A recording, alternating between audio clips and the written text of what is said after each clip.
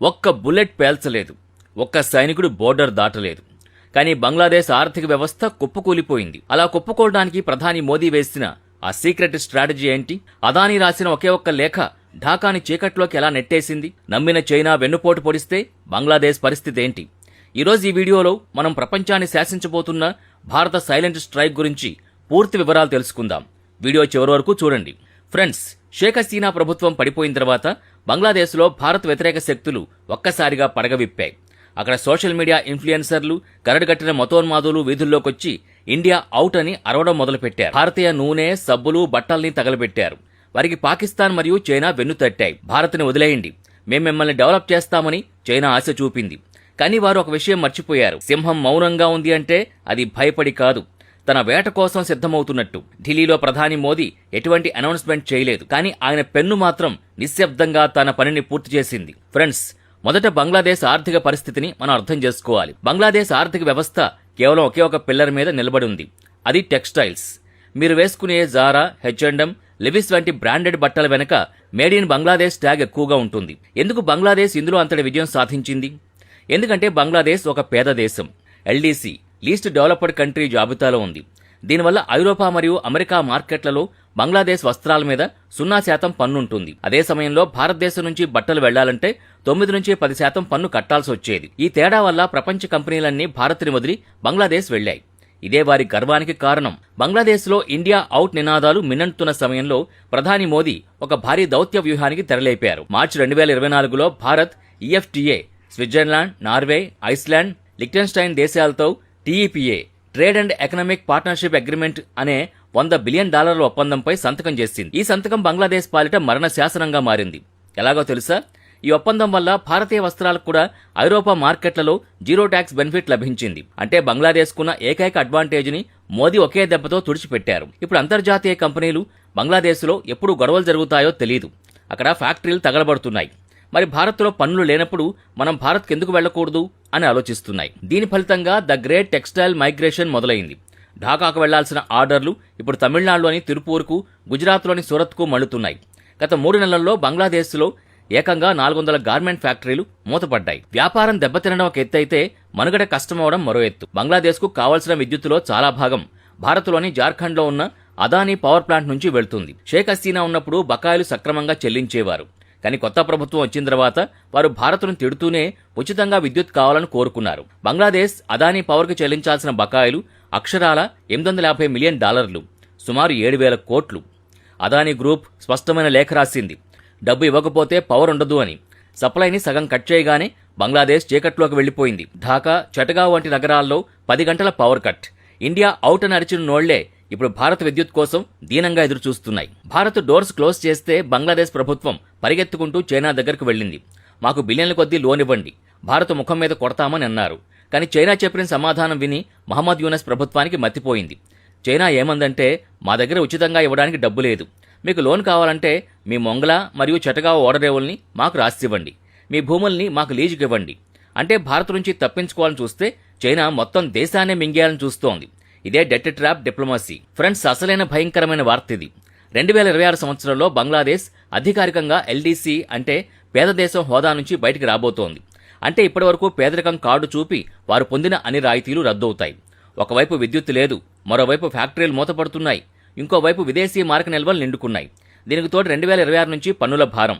నిపుణులు చెబుతున్న దాని ప్రకారం 2026 నాటికి బంగ్లాదేశ్ ఆర్థికంగా పూర్తిగా దివాళా తీసి శ్రీలంక కంటే దారుణమైన స్థితికి చేరుకుంటుంది.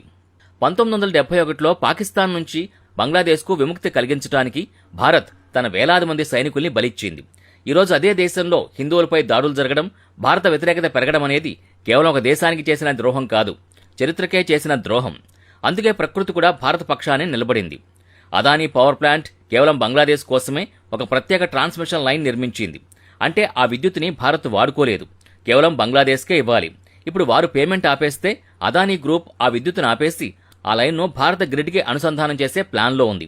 ఇది జరిగితే బంగ్లాదేశ్కి ఇకెప్పటికీ భారత్ నుంచి పవర్ అందదు. టెక్స్టైల్ రంగంలో భారత్ సాధించిన ఈ విజయం వల్ల మన దేశంలోని తిరుపూర్, సూరత్లలో లక్షలాది కొత్త ఉద్యోగాలు రాబోతున్నాయి. విదేశీ పెట్టుబడిదారులు ఇప్పుడు బంగ్లాదేశ్లో రిస్క్ తీసుకోవడానికి ఇష్టపడడం లేదు. మోదీ PLI స్కీమ్ ఈ అవకాశాన్ని వాడుకోవడానికి మన కంపెనీలకి కొండంత బలాన్ని ఇస్తోంది. బంగ్లాదేశ్ ఇప్పుడు ఒక విష వలయంలో చిక్కుకుంది. పాకిస్తాన్ దారిలో నడిచి ఇస్లామిక్ ఛాందసవాదాన్ని ప్రోత్సహిస్తే వారికి మిగిలేది వినాశనం మాత్రమే. మహమ్మద్ యూనస్ ఒక ఆర్థికవేత్త కావచ్చు, కానీ రాజకీయాల్లో ఆయన చైనా మరియు పాకిస్తాన్ చేతుల్లో పావుగా మారిపోయారు. భారత్ తన తలుపులు పూర్తిగా మూయలేదు.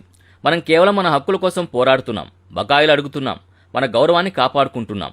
బంగ్లాదేశ్ తన తప్పు తెలుసుకుని భారత్తో మళ్లీ స్నేహం చేస్తేనే ఆ దేశం బతుకుతుంది. లేదంటే 2026లో వారు గడ్డి తినాల్సి వస్తుంది. అంతర్జాతీయ పెట్టుబడిదారులు ఇప్పుడు ఒక కొత్త మంత్రాన్ని జపిస్తున్నారు. అది చైనా మరియు బంగ్లాదేశ్ తప్ప మరెక్కడైనా అని. గతంలో కంపెనీలు చైనాకు ప్రత్యామ్నాయంగా బంగ్లాదేశ్ని చూసేవి. కానీ అక్కడ హిందువులపై జరుగుతున్న అకృత్యాలు, దేవాలయాల కూల్చివేత మరియు వీధుల్లో మతోన్మాదుల తాండవం చూసిన తర్వాత విదేశీ కంపెనీలు వణికిపోతున్నాయి. ఫ్యాక్టరీలు తగలబడుతున్న దేశంలో చట్టం అమల్లో లేని చోట తమ బ్రాండ్ పరువు పోతోందని H&M, జారా వంటి దిగ్గజాలు భయపడుతున్నాయి. దీనివల్ల ఆ ఆర్డర్లన్నీ ఇప్పుడు తిరుగులేకుండా భారత్ వైపు మళ్లుతున్నాయి. ఢాకాలో ఆగిపోయిన ప్రతి మిషన్ చప్పుడు తమిళనాడులోని తిరుపూర్లో ఒక కొత్త ఉద్యోగాన్ని సృష్టిస్తోంది. ఇది భారత్ సాధించిన ఆర్థిక విజయం. బంగ్లాదేశ్ 2026లో LDC అంటే లీస్ట్ డెవలప్డ్ కంట్రీ హోదా నుంచి బయటికి రావడం అంటే అది కేవలం గౌరవప్రదమైన విషయం కాదు, అది ఒక ఆర్థిక ఉరితాడు. ఇప్పటివరకు ఆ దేశానికి ప్రపంచ బ్యాంక్ మరియు IMF నుంచి అత్యంత తక్కువ వడ్డీకి సాఫ్ట్ లోన్స్ లభించేవి. 2026 తర్వాత ఆ సదుపాయం రద్దవుతుంది. అప్పుడే అసలైన సినిమా మొదలవుతుంది. ఒకవైపు అదానీ పవర్కి కట్టాల్సిన 7,000 కోట్ల బకాయిలు, మరోవైపు చైనా నుంచి తీసుకున్న అప్పుల వడ్డీలు. ఈ రెండింటి మధ్య నలిగిపోతూ బంగ్లాదేశ్ తన రిజర్వులన్నీ పూర్తిగా కోల్పోతుంది. నిపుణులు చెబుతున్న దాని ప్రకారం వచ్చే 2 ఏళ్లలో బంగ్లాదేశ్లో నిత్యావసర వస్తువుల ధరలు 300% పెరిగే అవకాశం ఉంది. అంటే ఒక కేజీ బియ్యం కొనాలన్నా సామాన్యుడు రక్తం చిందించాల్సి వస్తుంది. చాలామంది అనుకుంటున్నారు చైనా సాయం చేస్తుందని. కానీ చైనా వ్యూహం వేరు. వారు బంగ్లాదేశ్ని కాపాడడానికి రాలేదు, ఆ దేశంలోని స్ట్రాటజిక్ అసెట్స్ని స్వాధీనం చేసుకోవడానికి వచ్చారు. చైనా ఇప్పటికే బంగ్లాదేశ్ విద్యుత్ మరియు నౌకాయాన రంగాల్లో తన పట్టును బిగించింది. ఒకవేళ బంగ్లాదేశ్ అప్పు తీర్చలేకపోతే శ్రీలంకలోని హంబంతోట పోర్టులాగే బంగ్లాదేశ్లోని చటగావ్ పోర్టు కూడా చైనా పరమవడం ఖాయం. ఇది భారత భద్రతకు ముప్పు కలిగించే విషయమే అయినా బంగ్లాదేశ్ తన చేజేతులా తన సార్వభౌమాధికారాన్ని చైనాకు అప్పగిస్తోంది. ఇప్పటికే బంగ్లాపై కన్నేసిన చైనాకు ఇది గోల్డెన్ ఛాన్స్. బంగ్లా ఎంత కుప్పకూలితే చైనాకు అంత లాభం.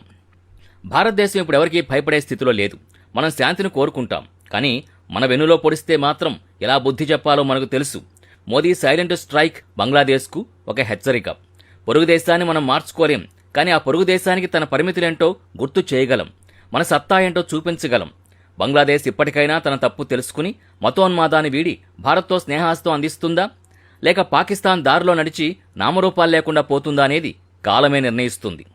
అధికారం ఉన్నప్పుడు అహంకారం ఉండకూడదు, బలహీనంగా ఉన్నప్పుడు బుద్ధి ఉండాలి. బంగ్లాదేశ్ ఈ రెండింటినీ కోల్పోయింది. భారత్ తీసుకున్న ఈ ఆర్థిక ప్రతీకారం గురించి మీరేమనుకుంటున్నారు? మీకేమనిపిస్తోంది? భారత్ బంగ్లాదేశ్కి సాయం చేసి క్షమించాలా, లేక వారిని వారి గతికే వదిలేయాలా? మీ అభిప్రాయాన్ని కామెంట్ బాక్స్లో జై హింద్ అని రాస్తూ తెలియచేయండి. మీ ప్రతి కామెంట్ మాకు చాలా ముఖ్యం. మా ఈ విశ్లేషణ మీకు నచ్చినట్టయితే వీడియోని లైక్ చేయండి మరియు మీ ఫ్రెండ్స్కి షేర్ చేయండి. ఇటువంటి మరిన్ని వీడియోల కోసం మా ఛానల్ని ఇప్పుడే సబ్స్క్రైబ్ చేసుకోండి. వందే మాతరం. జై హింద్, జై భారత్, జై భారత్.